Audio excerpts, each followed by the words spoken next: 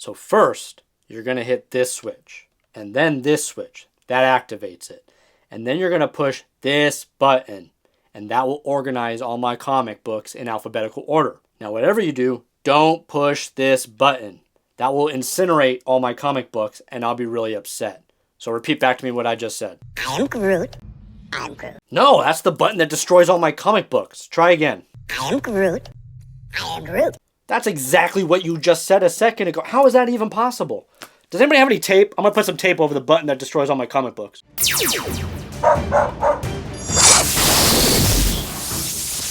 Hello, true believers. Welcome back to another galactic episode of the Antihero Komics Club.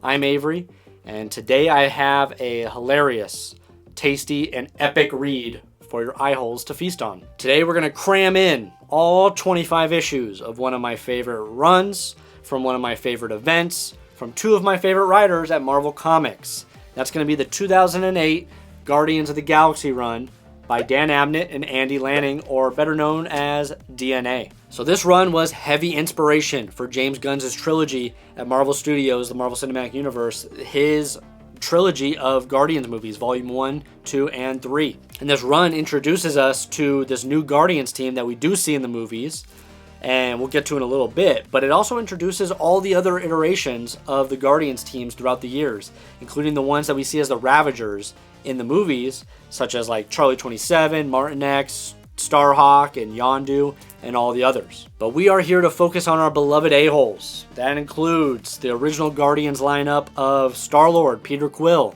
Gamora, you have your Drax, you have your Rocket and Groot, you have Mantis even. She acts like the therapist of the Nowhere HQ. She even has the team do like these little mission logs after every mission. It's actually the funniest part of the entire series, especially Rocket Raccoons. You also have Cosmo, the Russian space dog, as like the security head officer of Nowhere HQ. And you have the additions of some characters that we actually see in Volume 3 of Guardians of the Galaxy in the movies, which is Phyla-Vell.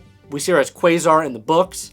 And then we also see Adam Warlock join the team, and him and Star-Lord kind of helmet. So this run would actually follow an event that's very near and dear to my heart in comics, not just Marvel Comics, comics in general. It's the Annihilation and Annihilation Conquest event, essentially, which consisted of a bunch of different runs, a bunch of little solo mini-series, including characters like Ronan the Accuser and Drax the Destroyer and Silver Surfer, Nova. Nova got a big run that was concurrently going on at the same time as this Guardians run. That's kind of why he doesn't really appear until the beginning of this book, and then he just kind of buggers off and does his own thing. But it would show these like heroes and vigilantes take on villains like Galactus and Thanos, and ultimately Annihilus, who is the main villain of the whole Annihilation Conquest run. It is jam-packed. The whole run, the whole event, all of it is just jam-packed. It's very thrilling, very humorous.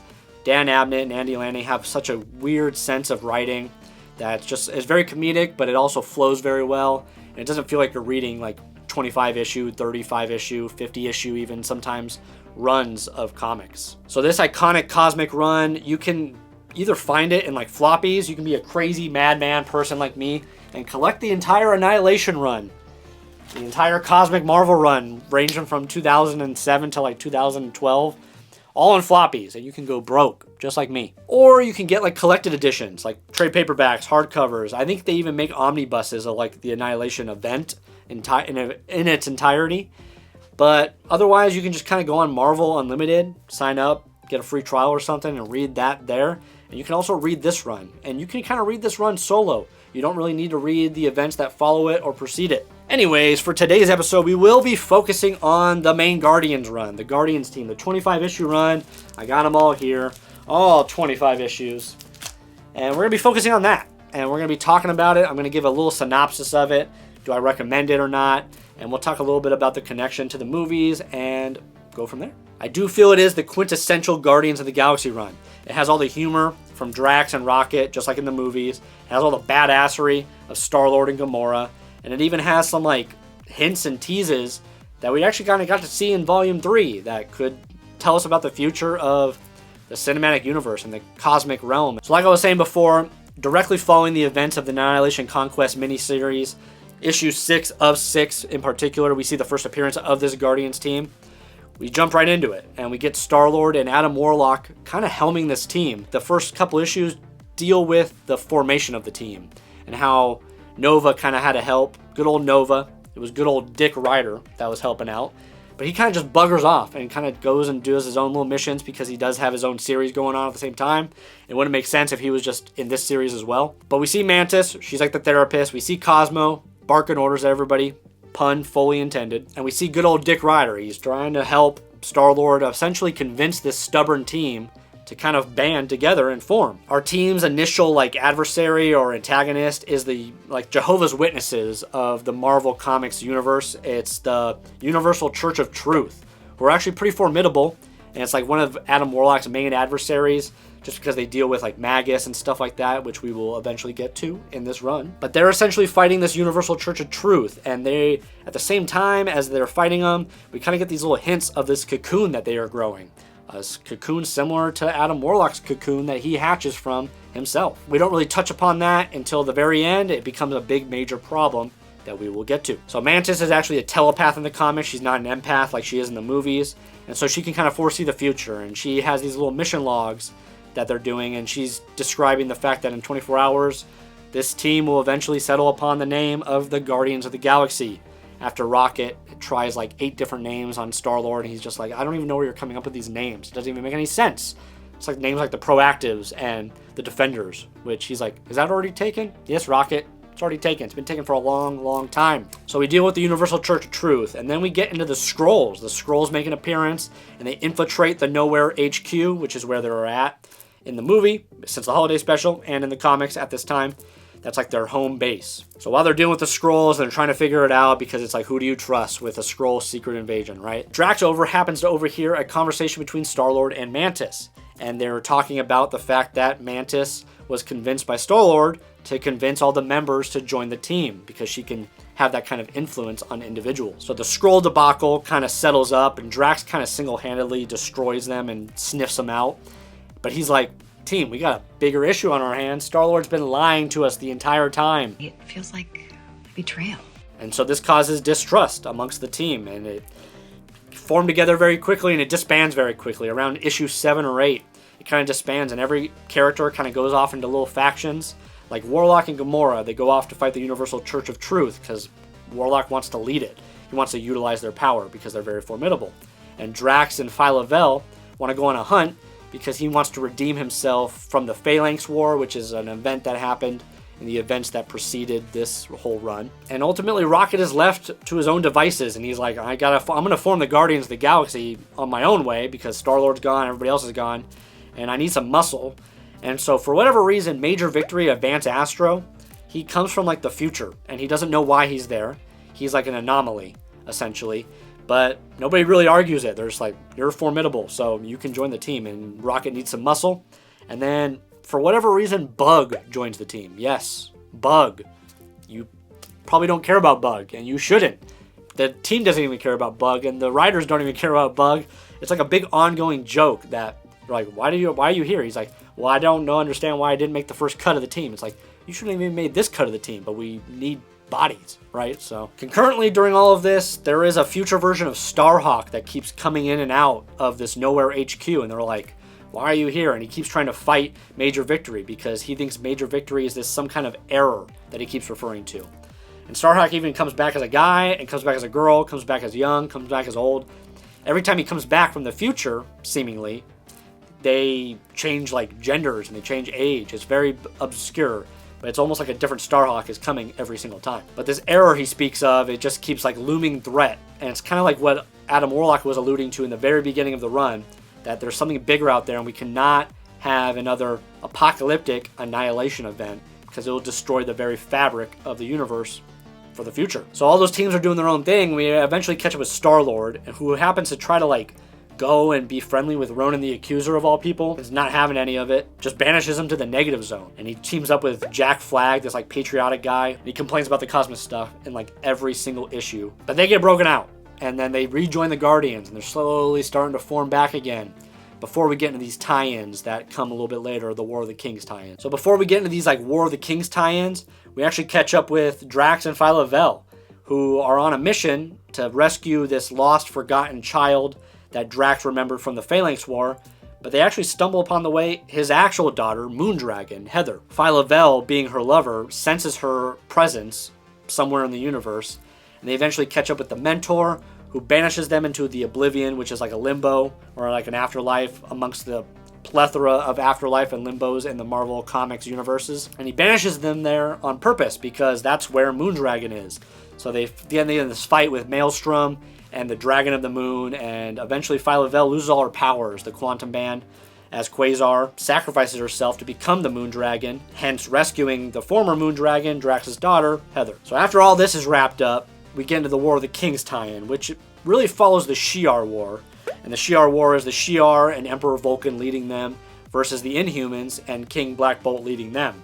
They have an alliance with the Kree as well. And this is like the event that kind of Adam Warlock has been alluding to, like this could destroy the very fabric of the universe. And while this is going on, another Starhawk from the future grabs a chunk of the Guardians, including like Star-Lord, I think Gamora, Cosmo, and brings them into the future, all the way 1,000 years into the future into 3009, to show them what they're going to face if they do not fix this fissure in reality, in space and time. Come with me if you want to live. But the Guardians that are left behind in the present day, in 2008, 2009, are left to figure out what's going on with this fissure. And Adam Warlock kind of sacrifices himself. He uses up all of his power. Maybe he did it on purpose, maybe he didn't. But when Adam Warlock uses all his power up, he's vulnerable. Yes, even the omnipotent gods can be vulnerable sometimes. And he turns into Magus. And Magus is like a super high-level, Omega-level threat. And so at this point on, this whole series, this whole run, kind of turns into like one elongated MCU post-credit scene with all its cameos. It's like cameos keep popping up. They help them, they help the Guardians, and then they like are adversaries to the Guardians, and then they help them again. It's a lot, but it's actually kind of entertaining and it's kind of thrilling. But this team that gets taken into the future by Starhawk into the year 3009, they get wrapped up in all these different realities, and they end up in a reality where it's like a bunch of different Starhawks are there, and eventually Kang the Conqueror shows up, of all people, because he's like the king and the conqueror of all the timelines, right? And he's just like, you know what, you guys gotta act fast. And here's the Cosmic Cube. I powered it up for you. It's the last powered Cosmic Cube, and it's what's gonna help you defeat this thing. And they're like, what thing? And he's like, you'll know when the time is right. Very ominous. It's a classic villain trope. He even flirts with Mantis a little bit. Man's probably got around, dude. I mean, he probably slept with a bajillion different versions of Mantis. Anyway, he essentially tells Star-Lord, use this when the time is right to defeat Warlock, whatever that means to you. Defeat him before he joins the dark side. So now Magus becomes the threat. War of the Kings tie-ins break off. We go back to the main story, which is the actual reintroduction of the Universal Church of Truth. So they come back and they kind of like allude to the fact that they've been growing their own like relationship with Magus this entire time to utilize him, because he's like their leader, and they're like, I believe in Magus, and that's how they get all their power. He's eventually killed. Not really, though. The Guardians are killed, some of them are. Magus isn't dead. Magus comes back to life. The actual Guardians that were killed weren't actually killed. Magus was just like manipulating them.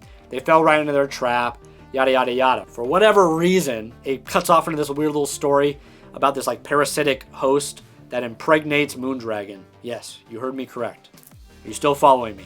Impregnates Moondragon. The Universal Church of Truth delegates are like, we want to believe in it. We want to praise it. The other delegates are like, no, this is weird and scary. So that gets dealt with. That gets wrapped up in like an issue.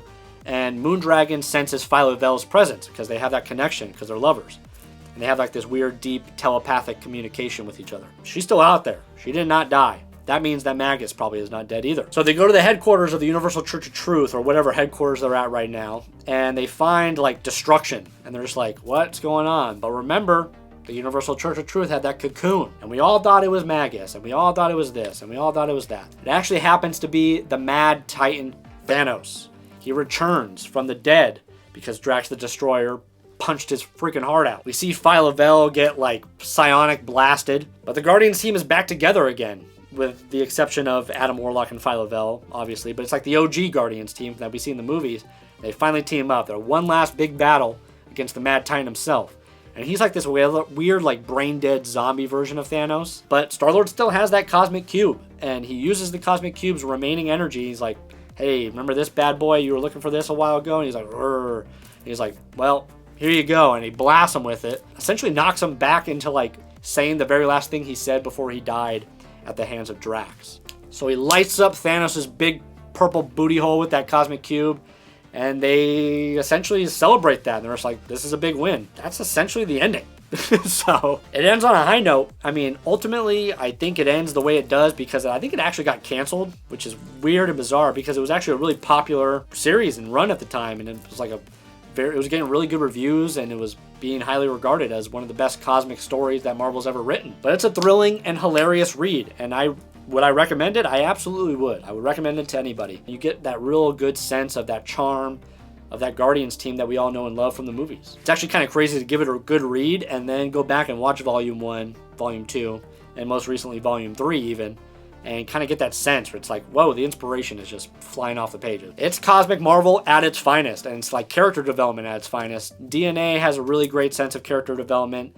The art is great, writing is great, the storytelling is great. If you even want to go further down the rabbit hole, you can just go and read the entire Annihilation comic cosmic event. It's amazing. All of it is. It's really great. And if you don't even want to read it, there's lots of YouTube channels that go in depth about these kind of stories. I kind of just want to give little brief summaries to kind of entice you to go out and read them.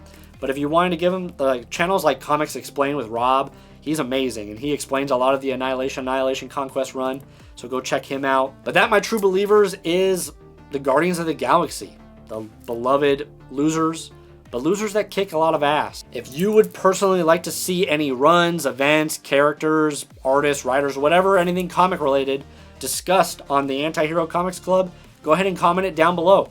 I would love to hear about it. I love learning about new things, new comic runs and stuff like that, and hopefully you learn a little bit about some stuff too. Remember to love yourselves, love your friends and family, and ultimately love comics. This hobby is amazing. So go out there and read some comics, love yourselves, love everybody else. My name's Avery, Antihero Comics. Out!